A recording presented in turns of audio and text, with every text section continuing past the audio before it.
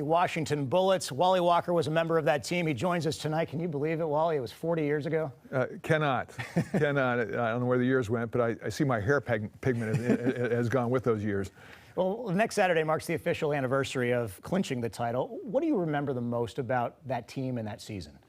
Yeah, it was a tough-minded team. It had one goal in mind because we lost Game 7 the year before in the finals, and ended up playing the same team in the finals next year. But with one goal in mind, we still had some adversity. We lost 6 straight games in the regular season, go down 3-2 with an elimination game in Phoenix in the Western Conference Finals.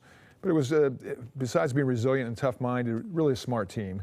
Made in-game adjustments as well as any team I've ever seen. I love that the jacket has stood the test of time, by the way. You busted that out tonight, representing strong there with the world champions. It's been underused, but after 40 years, I'm trying to learn from my friend Slick Watts, who always represents with his gear. So here you go. Absolutely love it. We've seen the video, the parade through the streets of Seattle, 200,000 people. It was really the first thing we had seen anything like that, though. What was your reaction to that celebration? Well, it was cathartic because it hadn't happened here in this town before. We'd come so close the year before. We actually had a parade the year before. It wasn't quite as good. Not that many people showed up. Not that many people showed up. Some showed up. Yeah. It was funny. They had the parade planned if we won Game 7. Right. We lost Game 7. They said, what the heck, let's still do the parade. And some people showed up. We were in the convertibles, but next year was better. Yeah, absolutely. That was a year after you lost to the Bullets in the finals. You got revenge. The one thing I wasn't aware of, really, until I started doing research, is how poorly the year prior, when you made the finals, had started. You started 5-17. I think you joined the team when the team was, what, 2-10? 2-10. I came from the championship team in Portland. Right. It was 10-1. I came here 2-10. I helped us to 3-7. Okay. To get us to 5-17, and then Lenny took over as coach. So what was the difference? Same players, right? I mean, what was the difference when Lenny Wilkins took over the head coach? Really is the power of confidence. A lot of cliches, fit and work, but he gave a really bad team with no confidence that we were good, told us we were good. I'm not sure we believed him at first, but then we started winning some games, and it built on itself. You know, there's a lot to celebrate in terms of the 40th anniversary celebration. We're seeing a lot of the players back here. And by the way, Dow Constantine, Gary Locke not on that team. They weren't. They weren't. They don't, yeah. If you take a look at that. But Jack Sikma, over your right shoulder. Yeah. He's going to be inducted into the Basketball Hall of Fame and I'll be there. September. You will be there for that. How important is that, and how overdue is that? Well, it's overdue by how many years he's been retired, because he was a great, great center. His matchup every night was against somebody else who's in the Hall of Fame. And some people remember, many don't. In those days, we didn't do the double teams. It wasn't like, hey, we're going to get the ball to Kareem's hands and make him pitch it out to somebody and somebody else beat us. No, Jack, you got Kareem tonight. And the next night, you have Moses. Keep him off the offensive glass, would you? And that was our matchup every night, his matchup every night, and we were not disadvantaged. I know most of you guys are going to be at T-Mobile Park as part of the 40th anniversary celebration as well next week. Do you miss being around the game? I mean, it's now been 14 years since you were GM and president of the team.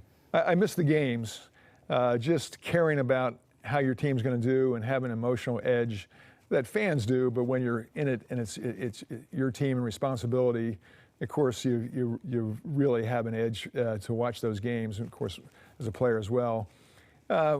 What happens in between the games, I don't miss as much, and I'm glad to be watching from afar. Well, most of our viewers know that you're also part of the group trying to build an arena in the SoDo area for an NBA team. Where does that stand right now? Well, it stands as it has for a while now. Chris Hansen and I got together in 2011, so we're 8 years in. I can't believe that either. It's not 40 years, but it's been a while. We hope to keep presenting an alternative for a prospective NBA team. Seattle Center Arena may work for an NBA team, but the trend is not going to an arena that's operated by somebody else with other tenants that are there getting a big chunk of the revenue. What NBA teams and what's happening with Golden State moving to San Francisco, what Steve Ballmer's trying to do in LA, is the owners who are willing and able to pay $2 billion plus for a franchise want to own, operate the building, and control all those arena revenues. And then again, Oakview Group has been out there vocally saying that their ultimate goal is to bring the NBA to Seattle at the Seattle Center Arena. What would your response be to that? Well, I hope they can.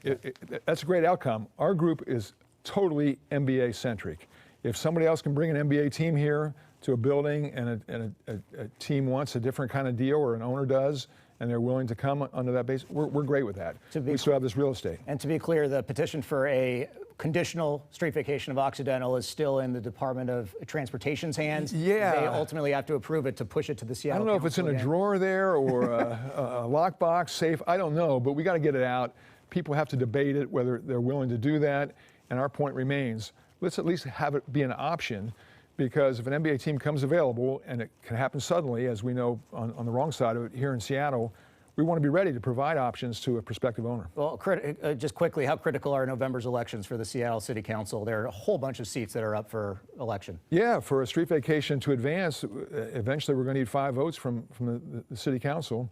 And so we hope to educate and have conversations with the candidates. And once they understand how much tax revenue it generates for the city, in addition to being a potential NBA home, it should be a no-brainer. Well, we're keeping our fingers crossed for a solution, any solution, in fact, that brings the Sonics back. Right. It's been too long since they've been away from here. Wally Walker celebrating 40 years since the lone Sonics NBA championship here in Seattle. Thanks so much for joining us, and we'll see you soon. Pleasure, Aaron. Thank you. Thanks a lot. We'll be back next on Cue It Up Sports.